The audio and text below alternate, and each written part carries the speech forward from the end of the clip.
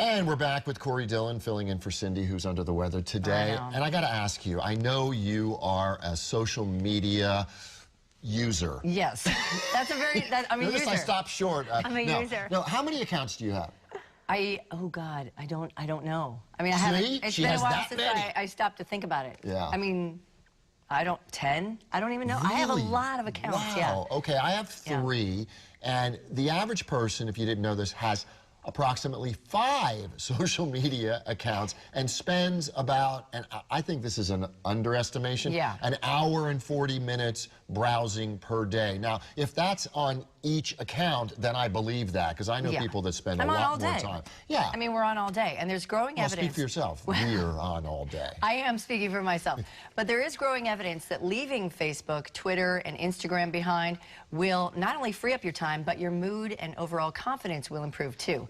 Life coach Dr. Jaime Kulaga is back with more on this. Hi, and welcome. Hey, thanks for having me. Dr. Jaime, good to see you. Now, you know, a lot of what we're talking about is generalized, obviously, because it depends on the person. But there are a lot of people out there who are not just using social media a lot, they are actually, by definition, addicted to it. Yes, so true. So, okay, don't get me wrong, there are advantages to social media. You can platform your business through it. You can get support when you need it. You can keep in contact with friends and family. But while we know the advantages, we also have to be aware of some of the disadvantages and balance the two. One of the biggest problems I see with social media is distractions. It's 2017. What do you think? You think goals. You think going for these dreams and these passions. You need time to do that. You can't be distracted. I am a professor. I have new students that come in and I teach them on how to achieve their goal of getting a degree. First thing I teach them, stay away from social media. It can distract you from your bigger goal of earning and obtaining a degree. Now, are you saying stay away altogether, or are you saying to just monitor your usage and don't overdo it? Both. Maybe having 10 accounts. We need to stay away from having 10 accounts. Maybe, nudge, nudge. But maybe taking a self-check, you've got 2 accounts, and you sort of minimize how much you're using them. So be aware, if you are using 2 hours a day, if you're a student, if you're trying to work out more, if you're trying to get promoted at work, maybe bring that down to 30 minutes a day and use all that extra time to platform you into achieving your bigger dreams. Yeah, I know some people limit even just when they do their, or go through their email. So maybe it is something like just putting aside a certain half hour a day or something like that. I mean, I don't know where to start, to be honest with you. Yeah, well, starting with being aware and then setting a realistic number for you. Speaking of being realistic, what do we do when we check out social media? We compare. When we walk away, we could spend hours ruminating on what we saw and dwelling on what we saw. I call like something like Facebook or Snapchat a demo reel, right? If you're in the entertainment field, you know a demo reel is highlights of people's lives. Sure. You go on, you funnel through your phone, happiness, happiness, happiness, happiness, happiness, great times. And you are sitting there like, what am I not doing that these people are doing? And that can decrease confidence and be discouraging. And a lot of people, I think, get a false sense of validation from social media because they put pictures of themselves up looking all sexy and cute.